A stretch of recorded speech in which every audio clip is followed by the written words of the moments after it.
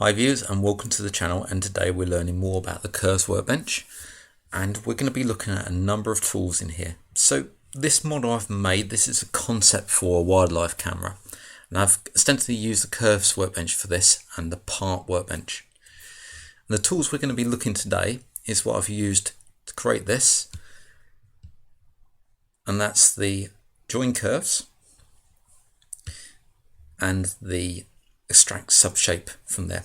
We also used the sweep across two rails like in my other video for this part up the top here, and we'll be talking a bit more about the join curves tool throughout this video. If you like this video, please hit a like and also subscribe to the channel. I also have a Ko-Fi site where you can actually donate to my contributions to the community, and that's at ko-fi.com/MANG0. So I'm just going to quickly go over this model and what I've got. This is a sweep across two rails at the top here, this one here. I've also created the charging dock, and this section here is pulled from this face, and we've booleaned out a section inside there. Now the way I've created this sweep is to actually extract out these edges from this part here, and that's using the join curves tool to actually do that. And what I'll do is I will take this back to where I was before, which is just this part here, and show you how I've created these parts extracted from this one. So there's a number of ways to extract faces out of here and create solids from these faces. The easiest method is to select a face and use the extract subshape from there, and that will extract that subshape out. Our original fusion will still be available, so we can just take our subshape and remove it, hide the original fusion, and come over to the Part Workbench, and then from there we can do a extrude, say along the Z,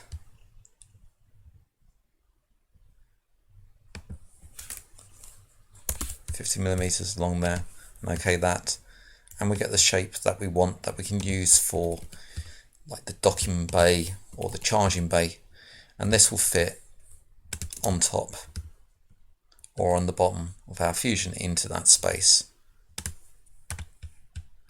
So that will fit nicely in there. Or flip it around, because that's the same on the other side, it will fit in here. So that's one way of doing it. If we wanted to, come back to the Curves Workbench, we could bring that face back out again and jump into the part, and I may just want to add something like a 3D offset on there, like so, and just fill the offset on that one to whatever millimeter I want, like that. This can be done for multiple shapes, so if I just get rid of that fusion, come back and jump back into the Curves Workbench, then I can select multiple shapes here. For instance, this one, all these, and extract those out, and I can make a shell from that. So if I wanted to hollow out my object, I can do so, and come back into the part and do the 3D offset against all these, and just take in the defaults for that one and just fill in the offset.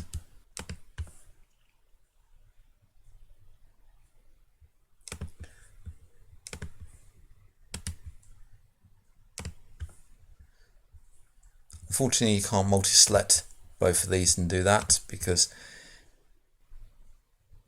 the tool will be greyed out if you try to do that. So if you try to multi-select them,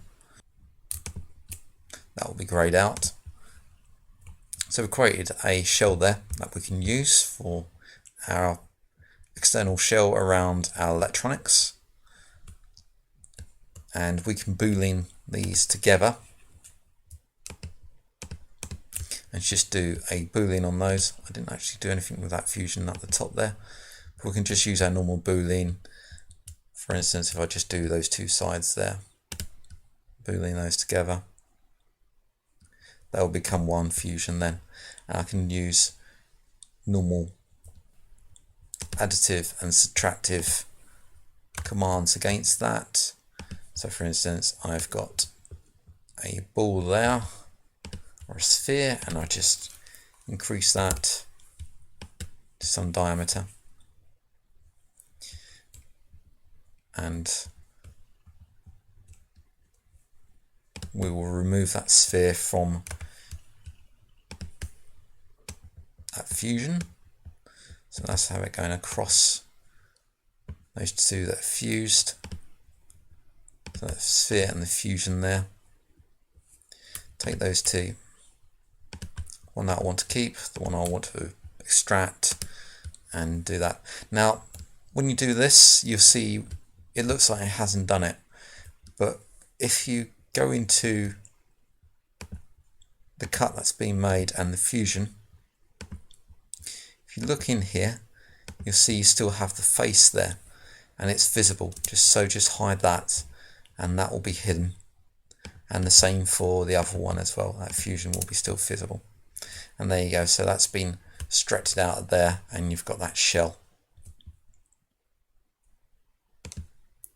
There is a quicker method to do this, but you might have a problem with the 3D offset. It will start complaining about curves that haven't been closed or faces that haven't been closed. And that is to use, if I hide these and bring back the original fusion, we'll just transform that out, because I can see I've still got some geometry and faces that are still visible there, and they're hidden inside these, so we have to go in, drill in and find them in here, like that one and that one. If I take this fusion, come over to the curves workbench, then I can select multiple faces and use this tool here, parametric solid. Click on that, and that's created a solid there. So this one here, let's just hide that. So just press the spacebar on the fusion. So I've got a solid now. But the trouble with the solid, if I come into the part, if I try to do a 3D offset against this, then it looks like it's worked, but it may error if I hit OK. There we go. So the wires must be closed. So we've got some issues there that need to be resolved. So if you're doing this, it's handy just to do it one by one on there. And just cancel that. Objects such as the solid, we could use the extrude. So click on the solid, click on the extrude, and this may take a little while to do. And we can decide what direction we want to extrude this along, and how much.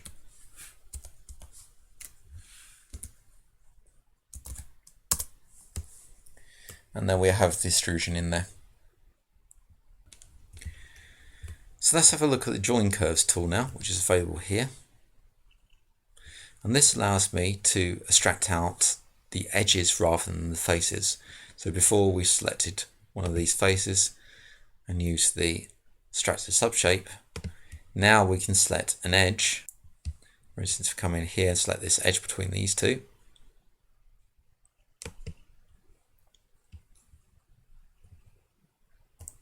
and we use the join curves, that will extract out that edge, and we can see that there.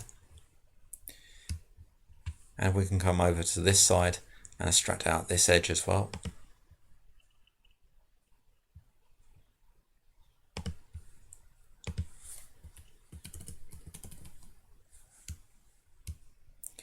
and then we can select 2 or more edges and they will be connected together on the extraction. And the same if we come around this side, taking these 2, extract those out, and then what we have are edges that we can use over in the parts workbench to create a ruled surface, and curves workbench, and click on that ruled surface and these 2 edges as rails, creating a sweep profile across 2 rails to make a point cloud, and using that point cloud, clicking on that point cloud and using the approximate points to a NURBS curved surface and creating your surface out of those like so. And again we can come into the part and do our 3D offset against there and adding a thickness to that, filling that to make that a solid part. And that will fit if I actually did this outwards rather than inwards. Go back to the fusion. You can see that sitting on top of there. So right click, transform, and just bring that out.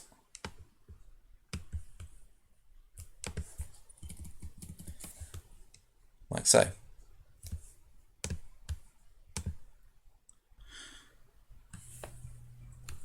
So I've just loaded up the main model now because I want to actually create a lens barrier in here.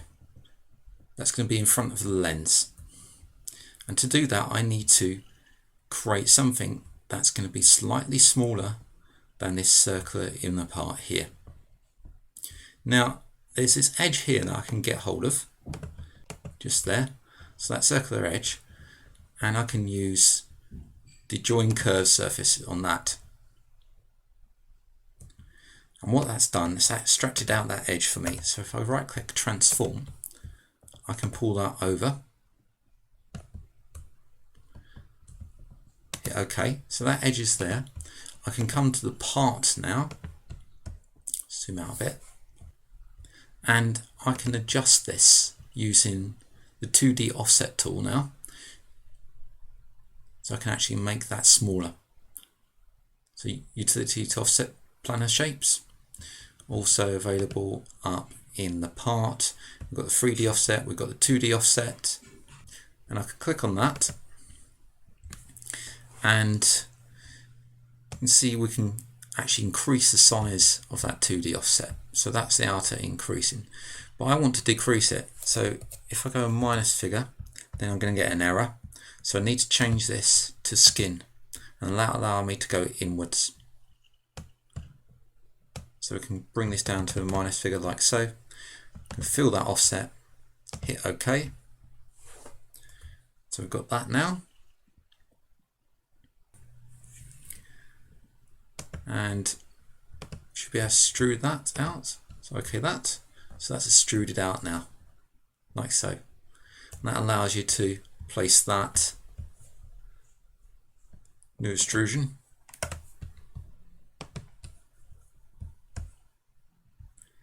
back inside.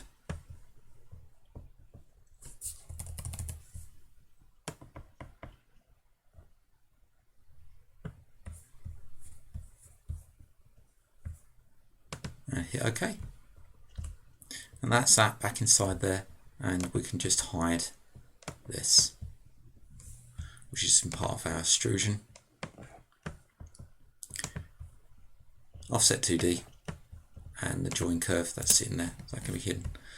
And we can just modify that and move it into place, but that's how you would do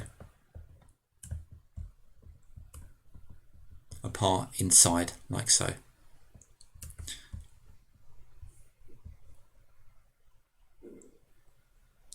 We can pull out other edges. For instance, I can grab this edge and this edge. Join curves, and what that'll do, if I hide the fusion, we get that edge as 1 there. And I'm going to go over to the other side as well. Take this edge and this edge.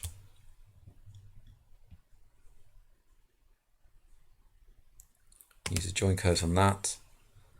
Hide the fusion now, and you can see I've got those 2 edges. That I can now use in the part workbench, and we can create a ruled surface against those, like so. Or we could even use them in the surface workbench. And again, using them as an edge to create surfaces on.